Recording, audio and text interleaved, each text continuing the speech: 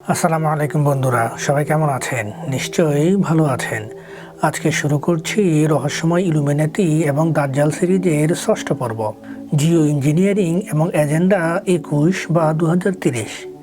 ভিডিওটি শুরু করার আগে বলে নেই, আপনি যদি আমাদের চ্যানেলে নতুন হয়ে থাকেন তাহলে সাবস্ক্রাইব করে আমাদেরকে সাপোর্ট করুন, আর যদি অলরেডি সাবস্ক্রাইব করে থাকেন তাহলে থ্যাংক ইউ সো মাচ। তো চলুন শুরু করা যাক।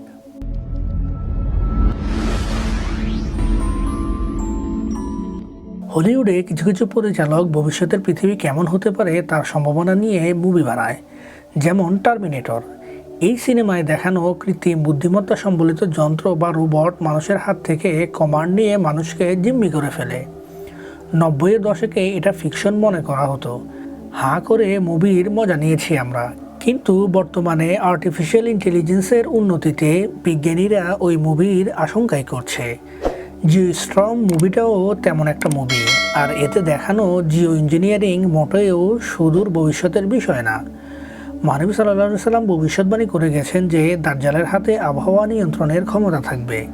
সে ইচ্ছামতো বৃষ্টি বা খরা দিয়ে মানুষকে প্রভাবিত করার চেষ্টা করবে, আর অনেক মানুষ এতে প্রভাবিত হবে। এবার আসি যুক্তির কথায়। আমাদের অনেকেই হয়তো জানি না, বিশ্বের অনেক বড় বড় বিজ্ঞানীরা আবহাওয়াকে নিয়ন্ত্রণের বেশ কিছু পথ আবিষ্কার করে ফেলেছে, যার সাহায্যে বৃষ্টি, খরা, ঝড়, টর্নেডো, ভূমিকম্প, বজ্রবৃষ্টি, এমনকি মেঘ তৈরি করতে সক্ষম। যেমন তেমন মেঘ নয়, আসল মেঘ। সেই মেঘে বৃষ্টিও হয়। শুনতে অনেকটা কল্পকাহিনীর মতো লাগে, কিন্তু এটা বাস্তব। নাসা সম্প্রতি কৃত্রিমভাবে মেঘ তৈরি করেছে। হাইড্রোজেন আর অক্সিজেন মিক্স করে মেঘ তৈরি করে তা আকাশে ছাড়া হয়। কিছুদিন আগে বিবিসির এক রিপোর্টে এমন একটা প্রতিবেদন দেখানো হয়েছিল, যেখানে মেঘ তৈরি থেকে তা থেকে বৃষ্টি হওয়া পর্যন্ত সব দেখানো হয়েছিল। এই মেঘ সূর্য রশ্মিকে প্রতিরোধ করতে ব্যবহার করা হতে পারে। ফলে যেখানে এটা ব্যবহার করা হবে সেখানে সূর্যের আলো না আসতে পারার কারণে তাপমাত্রা কমে যাবে। জলবায়ু নিয়ন্ত্রণের আরেক উপায় হলো ক্লাউড সিডিং। এখানে চার্জ আয়োডিনের মলিকিউলকে ব্যবহার করা হয় প্লেনের মাধ্যমে।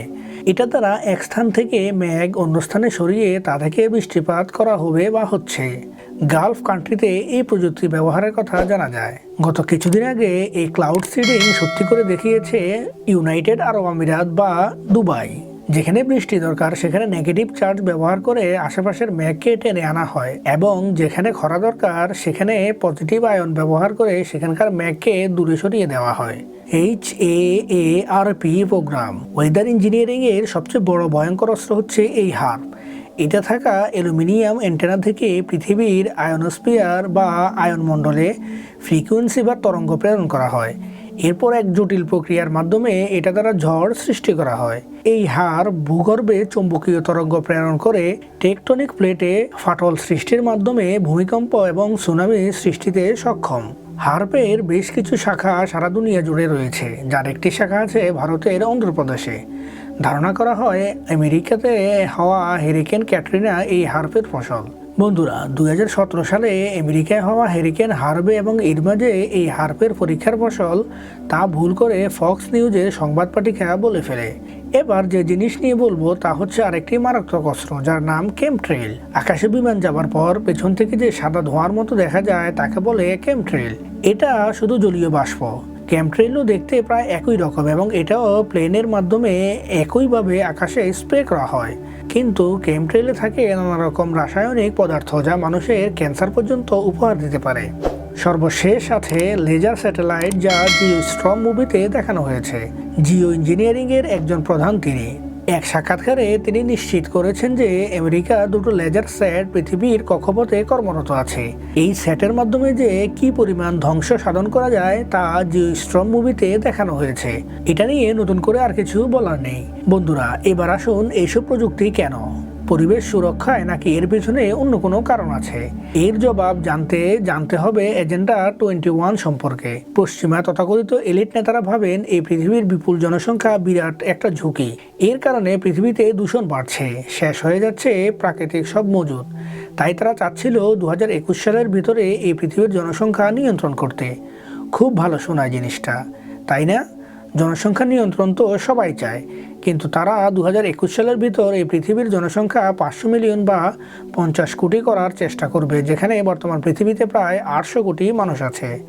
কোনো সভ্য উপায়ে এটা করা সম্ভব?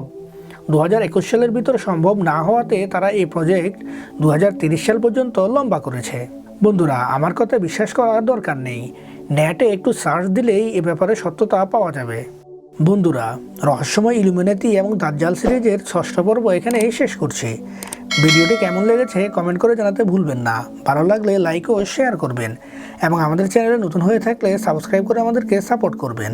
আজ এ পর্যন্তই, দেখা হবে পরবর্তী এপিসোডে। ততক্ষণ পর্যন্ত ভালো থাকুন, সুস্থ থাকুন, নিজের চারপাশ পরিষ্কার পরিচ্ছন্ন রাখুন। আল্লাহ হাফেজ।